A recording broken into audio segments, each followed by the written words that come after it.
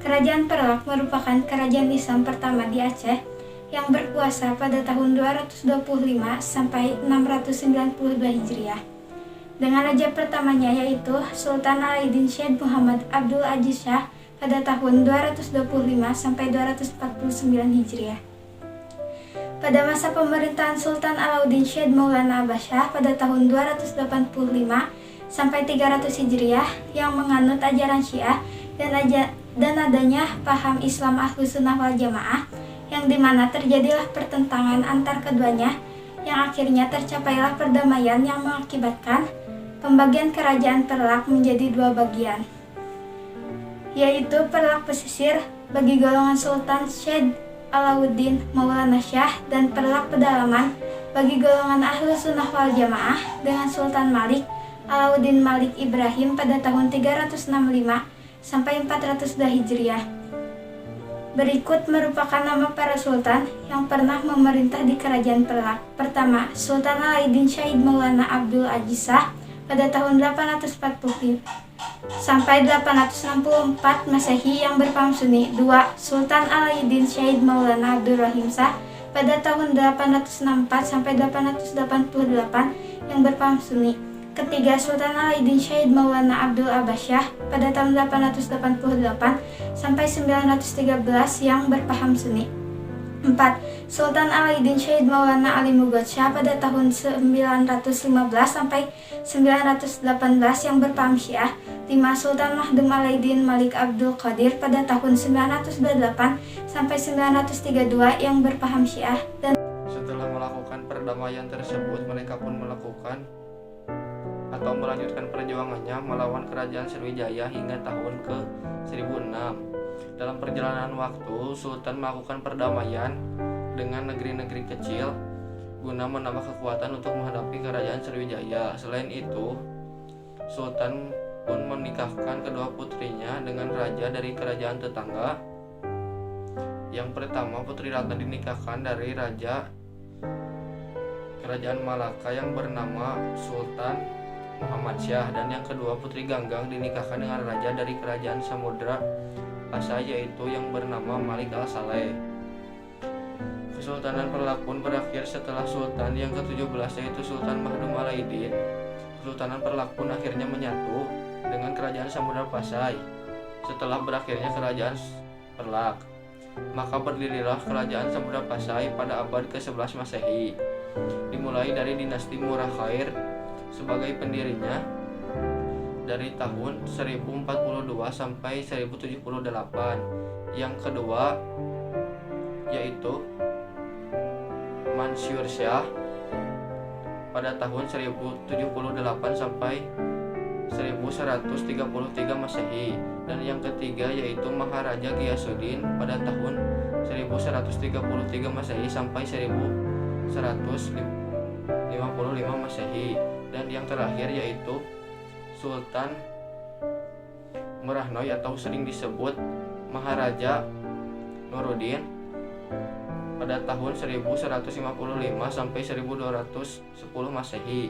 Tetapi dari raja ini tidak memiliki keturunan lagi sehingga pada wafatnya kerajaan Samudra Pasai pun dilanda kekacauan karena berebut kekuasaan.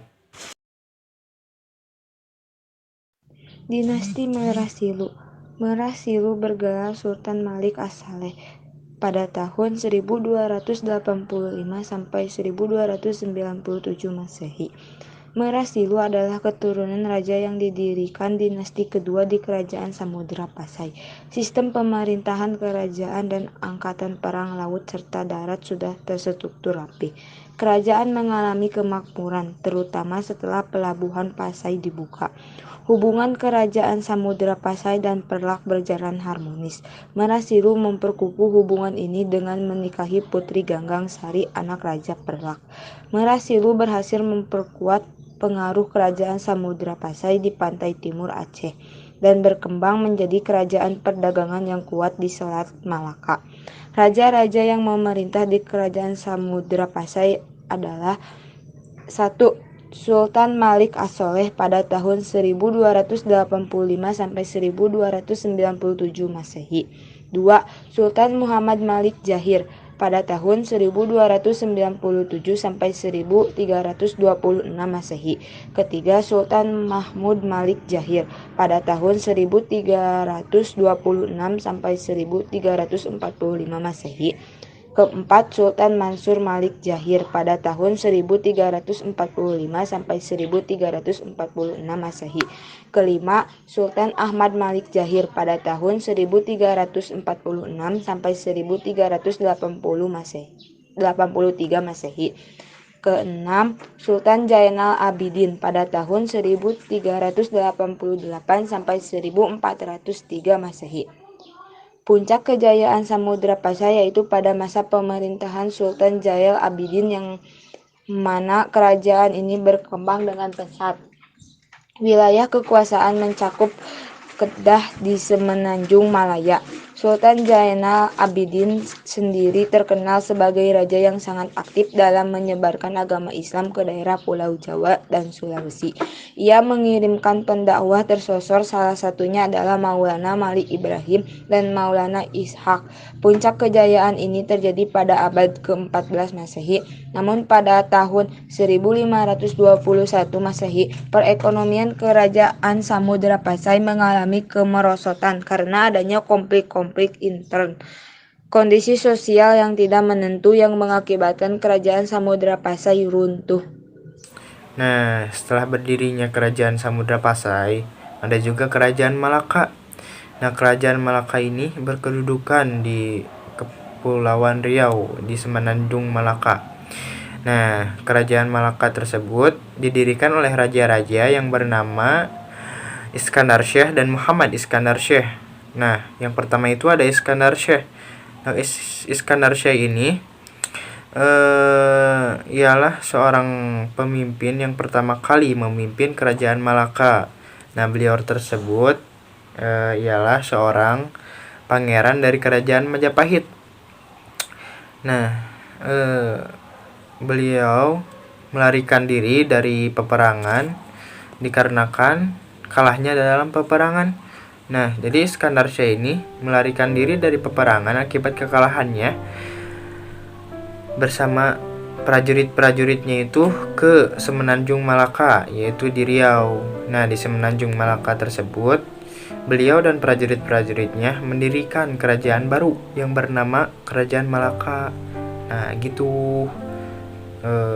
Kerajaan Malaka ini bercorak Islam sebagaimana kerajaan sebelumnya, yaitu kerajaan Samudra Pasai.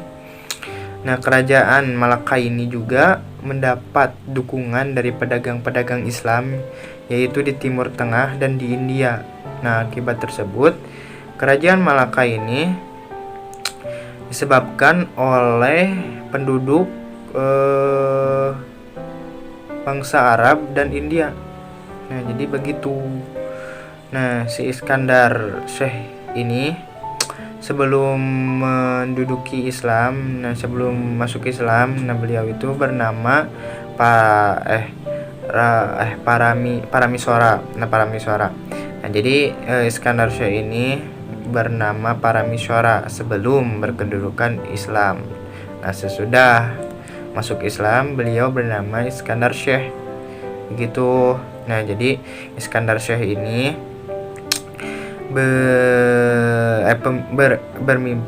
memimpin kerajaan Malaka selama dari 1396 Masehi sampai 1414 Masehi.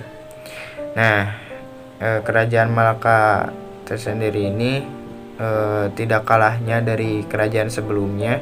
Kerajaan Malaka ini sangat maju pesat dalam hal ekonomi. Jadi dari sebab itu kerajaan Malaka ini disebut sebagai kerajaan yang maju oleh kerajaan-kerajaan tetangga. Itu diakui oleh kerajaan-kerajaan tetangga sebagai kerajaan yang maju. Nah, dilanjut ke raja yang kedua yaitu Muhammad Iskandar Syekh. Nah, siapa sih Muhammad Iskandar Syekh ini? Nah, jadi Muhammad Iskandar Syekh ini ialah raja yang melanjutkan raja yang pertama yaitu Iskandar Syekh. Nah, jadi Muhammad Iskandar Syekh ini ialah putra mahkota dari raja yang pertama, gitu singkatnya. Nah, lanjut ke kerajaan Malaka. Nah, kerajaan Malaka ini bisa disebut kerajaan maritim. Nah, kenapa sih disebut kerajaan maritim? Ya karena letak kerajaan Malaka itu di pesisir pantai yang strategis, nah gitu. Nah, jadi dilihat dari posisi ini, maka pemasukan utama kerajaan Malaka ini berasal dari laut, dari nelayan dan pedagang-pedagang. Nah, jadi yang memungkinkan pola kehidupan sosial masyarakat ini dipengaruhi oleh kelautan atau maritim, gitu. Nah, pola tersebut itu mempengaruhi terhadap status sosial ekonominya, yaitu para pedagang dan nelayan Malaka yang berkedudukan sosial dan ekonominya itu yang lebih tinggi dari kaum petani. Nah, gitu. Nah, jadi hubungan sosial masyarakat di kerajaan Malaka ini diatur dengan undang-undang yang berlaku baik untuk penduduk, pribumi, dan pedagang di kerajaan Malaka. Nah, untuk bahasa sehari-harinya di kerajaan Malaka ini adalah bahasa Melayu. Nah, hal tersebut ada dua alasan mengapa yang menyebabkan hal tersebut ini. Ialah yang pertama itu karena disebabkan kerajaan Malaka ini berada di semenanjung Malaya yang merupakan tempat asal rumpun bangsa Melayu. Nah, itu alasan pertama. Nah, untuk alasan yang keduanya ialah adanya faktor agama Islam yang disebabkan oleh para pedagang Islam dari Gujarat dan Persia. Nah, sehingga mempengaruhi kebudayaan masyarakat mereka, begitu. Untuk dua alasan yang mempengaruhi kenapa. Nah, jadi kebudayaan Melayu dan Islam ini memberi warna yang kental pada kerajaan Malaka. Nah, hal ini menyebabkan kerajaan Malaka sebagai kerajaan yang terbuka, gitu. Nah, dalam hal keagamaannya, kerajaan Malaka ini menetapkan agama Islam. Nah, karena kenapa sih kok menetapkan agama Islam?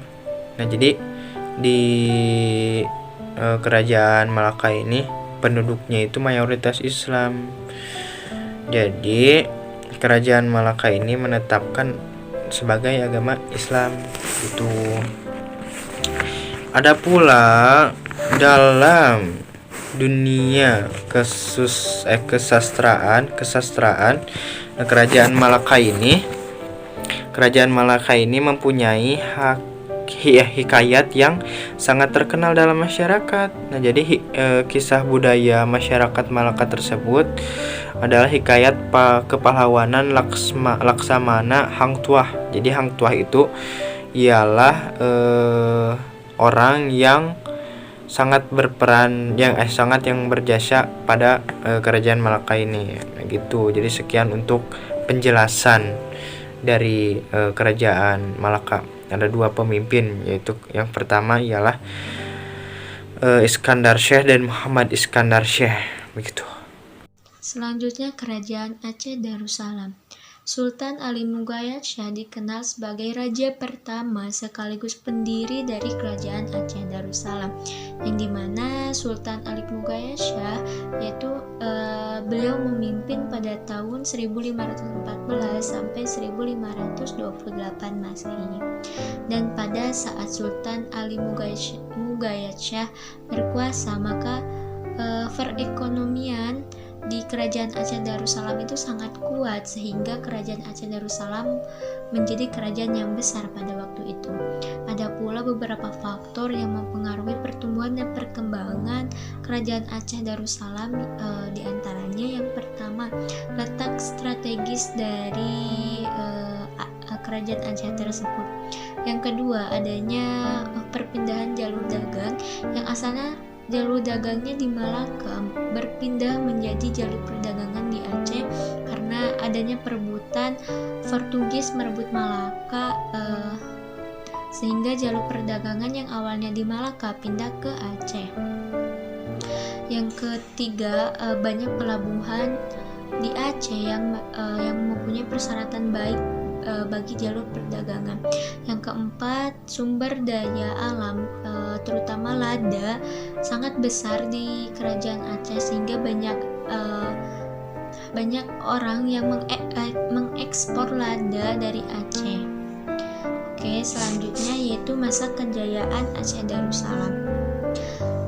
Jadi pada waktu itu, setelah wafat Sultan Ali Mughayat Shah, maka raja di sana digantikan oleh anaknya, yaitu Salahuddin. Namun Salahuddin tidak mampu menanggung semua beban yang ada di kerajaan Aceh Darussalam, dan ia tidak mampu menjalankan pemerintahan dengan baik, sehingga pada tahun 1537 Masehi Sultan Salahuddin diganti dengan adiknya yang bernama Sultan Alauddin Ria dari kerajaan Aceh Darussalam, yaitu digantikan oleh putranya yang bernama Salahuddin. Namun amat sangat disayangkan, Sultan Salahuddin tersendiri tidak bisa memerintah kerajaan Aceh secara baik. Maka pada tahun 1537 Masehi, Sultan Salahuddin digantikan oleh adiknya yang bernama Sultan Alauddin Riyayat Shah dengan gelar Al-Qahar atau yang Maha Perkasa. Dan disinilah Sultan Alauddin membantu dan memfasilitasi dalam penyebaran Islam sampai ke Riau dan Minangkabau. Dan Sultan Alauddin tersendiri menjalin hubungan erat dengan Turki Utsmani. Namun pada tahun 1547 Masehi, 1560 Masehi, dan 1568 Masehi, Sultan Alauddin tersendiri masih banyak mengalami kegagalan yang terjadi, yaitu banyak peristiwa-peristiwa yang adanya penyerangan melawan Portugis, hingga akhirnya Sultan Alauddin Riyad Shah meninggal dunia.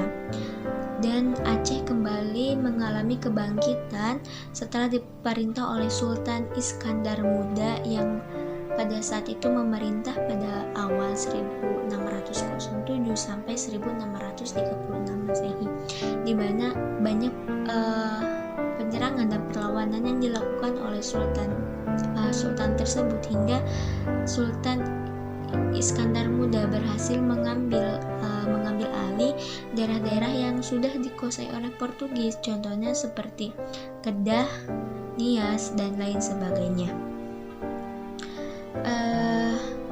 Dan pada masa pemerintahan tersebut banyak muncul ahli-ahli tasawuf yang terkenal seperti Hamzah Fansuri dan Samsuddin As-Sumatrani dan lain sebagainya. Namun pada tahun 1641 Masehi, Portugis dan Belanda meneruskan politik adu domba antara Aceh dan Minangkabau, sehingga terjadi banyak problem atau masalah di antara kedua daerah tersebut, dan akhirnya satu persatu pemerintahan kerajaan Aceh Darussalam mengalami kemunduran.